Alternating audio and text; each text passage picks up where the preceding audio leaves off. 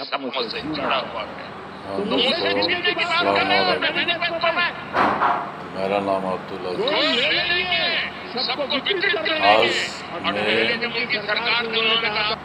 PM Modi ji जो नफरती भाषण दे रहा है,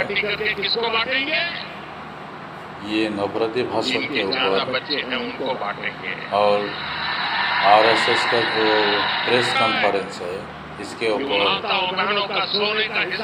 जानकारी देंगे। पीएम नरेंद्र मोदी कांग्रेस का जो मैनिफेस्टो है, मैनिफेस्टो में कोई मेंशन नहीं है। मोदी जी बोल रहा है बहनों माओ का मंगलसूत्र छीना जाएगा, एक्सरे किया जाएगा, सर्वे किया जाएगा। ऐसा कोई कांग्रेस का मैनिफेस्टो में नहीं है। मोदी जी ये झूठ बोल रहा है। जनसभा में मोदी जी चुनावी झूठ बोल रहा है और ये निर्णय लिया है के लिए कि इस चुनाव में मोदी जी झूठ बोल रहा है। बीजेपी को हराना है, देश का संपत्ति, देश को बचाना है, संविधान को बचाना है, देश का संपत्ति मुसलमानों को 400 पार का जो सपना है बीजेपी का, ये भी मोदी जी वो कैसा चूर कर सकते हैं, लेकिन ये भी और हमारा संविधान कैसा बच सकता है। बीते 10 साल से बीजेपी यहाँ राज कर रही है, झूठ बोल रहा है और इस 10 साल में जनसभा हमने क्या पाया, बोल रहा है, हमने क्या खोया, नफरत आज हमारी स्थिति क्या है। देखिए मतलब आगे हम ये संविधान का पूरा उल्लंघन है। संविधान में ठीक है, अगर वो नफरत फैला रहा, जिम्मेदार भी होंगे, भ्रष्टाचार किया भी होगा, ऐसे कई मामले हैं जो 10-10, 20-20 साल से कांग्रेस का मैनिफेस्टो देश में चल रहे हैं, लेकिन उनको ना अरेस्ट किया गया, एक भी नहीं है। मोदी जी जो बोल रहा है, बात है, ये एक भी कांग्रेस का विपक्ष ही लोग भ्रष्टाचारी है क्या? आप लोग मैनिफेस्टो पढ़ के देखिए। बीजेपी का आज तक वोट देने से पहले मैनिफेस्टो लोक प्रतिनिधि हो, आमदार हो, खासदार हो, मंत्री हो, भाषण या उसके ऊपर एक भी केस नहीं है। कितना डिफरेंस है। स्थिति में संविधान बिल्कुल झूठ बोल बचाना हो 2 साल तो हमें मोदी जी को देश का लोग पीएम रूप से देखा, हटाने के लेकिन लिए इंडिया गठबंधन देश का जनसाधारण से मोदी जी के लिए हम मतदाता झूठ बोल रहा है। हमने प्रेस नोट 10 साल पीएम होने के ये बावजूद सारी चीजें है, देश का नागरिकों को एक एडवर्टाइज चलती है, झूठ बोलना सिखा रहा है। भारत के 80 करोड़ जनता को, 80 करोड़ जनता को छीना जाएगा, फ्री का राशन 5 किलो दे रहे। ब्रेकिंग न्यूज आया है, फ्री का नाम है, फ्री का गरीबों को ये हम बांट रहे हैं। नागपुर से आरएसएस का मालूम होगा कॉन्फ्रेंस, वो जो चावल मिलता है, वो जो गेहूं मिलता है, वो जानवरों को खाने के लिए है।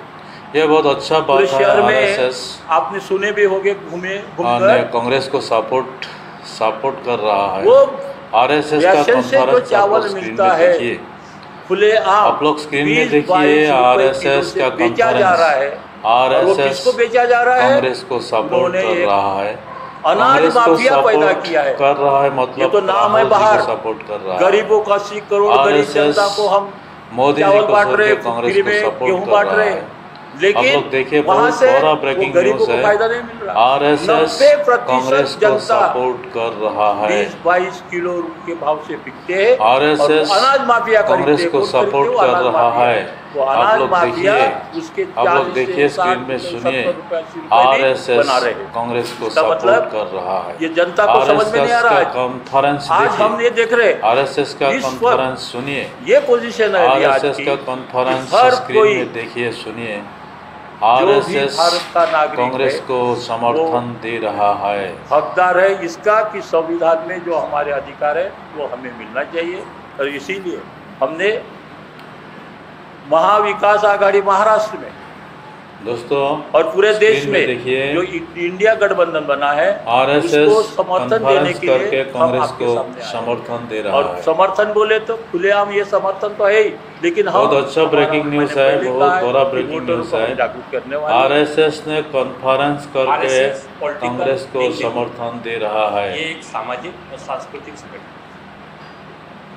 इस देश में एक ही आरएसएस मेरा चैनल को सब्सक्राइब कीजिए, लाइक कीजिए, शेयर कीजिए। दावा है, इसके अंदर किसी को जो नया है मेरा चैनल को पहले सब्सक्राइब कीजिए, ताकि जो नया नया वीडियो अपलोड क्यों हमारी देता हूँ मजबूरी है वो इस पहले बार आप हम लोग तक किसी पहुँचे। एक ऐसे संगठन का साथ दें, ऐसे गठबंधन का साथ दें जो संविधान के दोस्तों स्वरूप देखिए में चलने आरएसएस की का ताकत रखता है। प्रेस कॉन्फ्रेंस, हम हर उस स्क्रीन व्यक्ति में के, देखिए हर आरएसएस उस का कैंडिडेट प्रेस के विरोध में काम कॉन्फ्रेंस। करेंगे जो आरएसएस संविधान के ने विरोध में कांग्रेस कहीं को ना कहीं समर्थन नजर दिया आता है।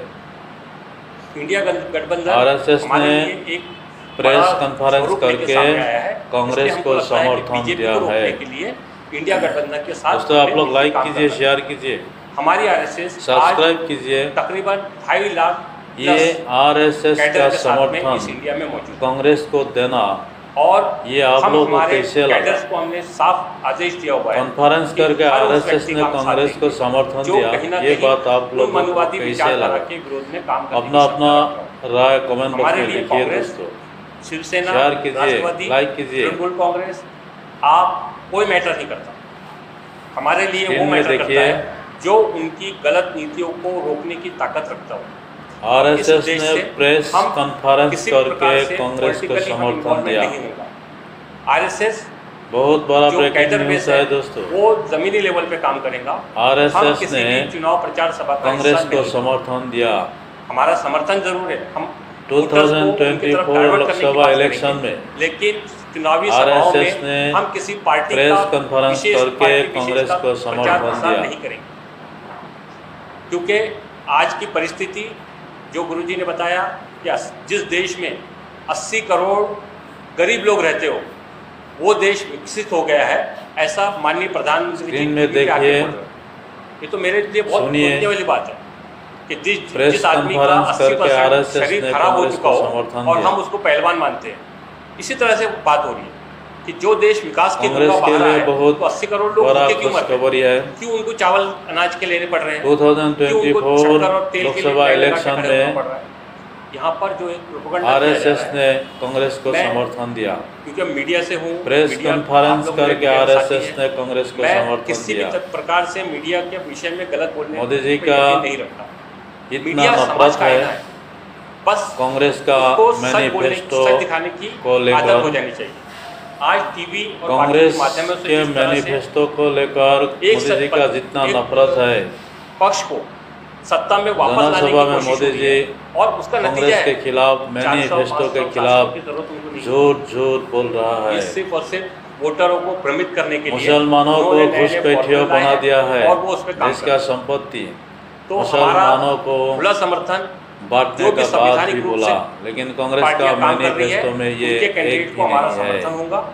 हम इंडिया आज गठबंधन देखिए, को अपना समर्थन खुला प्रेस तौर पे जाहिर कॉन्फ्रेंस कर रहे हैं, करके क्योंकि कहीं ना आरएसएस कहीं ने उनके तरफ से हमको कांग्रेस इस को बात का समर्थन दिया। अंदेशा है कि ये संविधान के लिए बहुत काम अच्छा करने की खबर है। आज भी थोड़ी बहुत क्षमता रखते हैं। कांग्रेस के लिए बहुत अच्छा पुराना खबर क्या है। हुआ है इस पे फिलहाल अभी हम लोग कोई विचार आरएसएस विमर्श ने करने प्रेस की नहीं है। कॉन्फ्रेंस करके आने वाले समय में हमको क्या रणनीति के कांग्रेस तहत को में समर्थन आने दिया। वाले चुनाव में दोस्तों बीजेपी आप को लोग रोककर देखिए, लाइक कीजिए, हमारे शेयर गठबंधन कीजिए, को जो मेरा हमारे चैनल को संवैधानिक रूप से सब्सक्राइब काम करने कीजिए। की क्षमता रखता हो, थैंक यू। उसको जिताना हमारा मकसद। संविधान को बचाने की जो बात करेंगे, डॉक्टर बाबा साहब अम्बेडकर द्वारा रचित इस देश के अंदर शांति प्रिय तरीके से देश को चलाने का जो मंत्र है संविधान, जो आज बीजेपी संविधान को बदल, उन्हीं के एक खासदार ने कहा है कि 400 सीटें आने के बाद में हम संविधान को बदलने की प्लानिंग कर रहे हैं। हम नहीं बोल रहे हैं, उन्होंने कहा। अब अगर उनको हमको रोकना है तो हमको कहीं ना कहीं दूसरे के साथ में खड़े होना जरूरी है, क्योंकि हम ताकतवर उसको बनाएंगे तभी हम इनको रोक पाएंगे। तो हम किसी गठबंधन का समर्थन करने का मतलब ये नहीं है कि हम उनकी बाकी नीतियों का समर्थन कर रहे हैं। हम सिर्फ बीजेपी की गलत नीतियों को रोकने के लिए इस मूवमेंट का साथ दे रहे हैं। बीजेपी को गलतफहमी है कि उनके कैंडिडेट के विरोध में हमारे पास में विपक्ष में कोई कैंडिडेट नहीं है। ये गलतफहमी कांग्रेस भी पहले पाल चुकी है और आप उसका हश्र देख चुके हो। तो आप ऐसा मत समझिए कि कोई ताकतवर है। जब पहली बार नितिन गडकरी जी नागपुर से चुनाव लड़े थे, मुत्तेमवार साहब बहुत अच्छी कंडीशन में थे, तब भी चुनाव हारे। आप ऐसा नहीं हो, जामवंतराव धोटे साहब का एग्जाम्पल है हमारे पास में कि उन्होंने ताकतवर पार्टी को उस वक्त जमीन पे लाके खड़े किया। तो ये अभी जो चल रहा है, अभी तक के जितने भी उनके फॉर्मूले थे, उन्होंने अपने जितने भी पत्ते थे खोल चुके हैं। अब जो भी पत्ते खुलेंगे वो हमारे आरएसएस की तरफ से खुलेंगे और उसका नतीजा आप देख लोगे।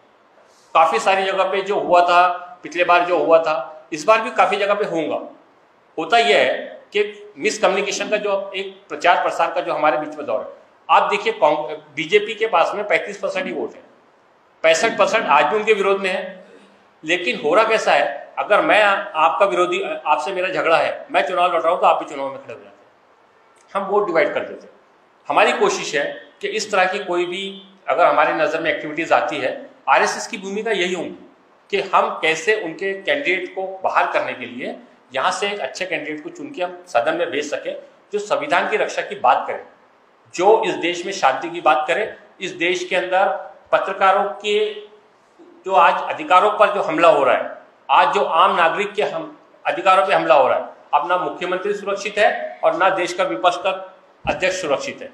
तो ऐसी स्थिति को खत्म करने के लिए हम चाहते हैं कि अच्छे लोग सदन में जाए और अच्छे कानून के तहत में संवैधानिक रूप से देश चले। देखिए, आपको बताता हूँ, दो हालात बनते हैं। एक होता है, आप रोड पे जब चलते हो ना, तो दो रोड होते हैं, बीच में डिवाइडर होता है। तो जो आदमी को आदत पड़ी होती है ना उल्टा चलने की, तो वो हमेशा जो है ना उल्टे रोड से चलता है। बाबा साहब अम्बेडकर ने जब संविधान लिखा और देश की स्थिति को ध्यान में रख के लिखा, आज अगर बीजेपी में दम है तो वो एक सुप्रीम कोर्ट में हमारे तरफ से जनार्दन मुन साहब हलफनामा डालने तैयार है, वहां से आरएसएस के मोहन भागवत और बीजेपी का राष्ट्रीय अध्यक्ष एक हलफनामा डाल के दिखा दे कि साहब, हम चाहे सत्ता में रहे या ना रहे, हम संविधान के किसी भी कायदे का हनन नहीं करेंगे, इतना ही लिख के अगर दे दे तो मैं आपकी बात को सत्यता के रूप में लेकर उनका भी समर्थन करने की ताकत रखता हूं। लेकिन वो करके तो दिखाए। मैं आपको बताता हूं, पूरे इंडिया के अंदर 8 करोड़ ये डिजिटल चैनल चल रहे हैं। कितने करोड़ है? 8 करोड़। अगर संवैधानिक रूप से आपको अधिकार मिला था तभी आपने माइक हाथ में लिया ना। आप रुकिए, जीआर पास हो चुका है, सिर्फ फ्लैश होना बाकी है। इस देश में 2.5 लाख से ज्यादा चैनल नहीं रहेंगे। ये आप जो माइक वाइक लेके घूम रहे हो ना, ये संविधान, ये जो है, ये मैं आपको आधिकारिक बात कर रहा हूं। उनको पता है यही अब उनके एक जरिया है जो उनका विरोध कर सकता है, इसलिए उन्होंने कानून बनाया है कि कोई भी चैनल, अभी आप लोग के चैनल कई मरतबा बंद हो जाते होंगे अचानक में, वो कम्युनिटी गाइडलाइन के नाम पर, इसके नाम पर, जबकि संविधान बोलता है कि आप अपनी बात को रखने के लिए किसी भी लेवल पर कोई भी तरीके से बात कर सकते हो। अगर आप गलत होंगे तो आप पे आईपीसी की धाराओं के तहत कानून बने, कानून के तहत कार्रवाई होगी।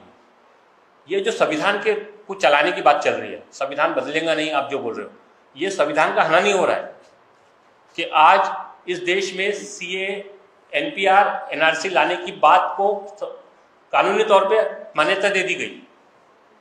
संविधान ने बोला है जो आदमी इस देश में 5 साल तक रहा है उसको भारतीय नागरिक माना जाएगा। मैं बोल रहा हूं क्या? आर्टिकल 5 बोल रहा है।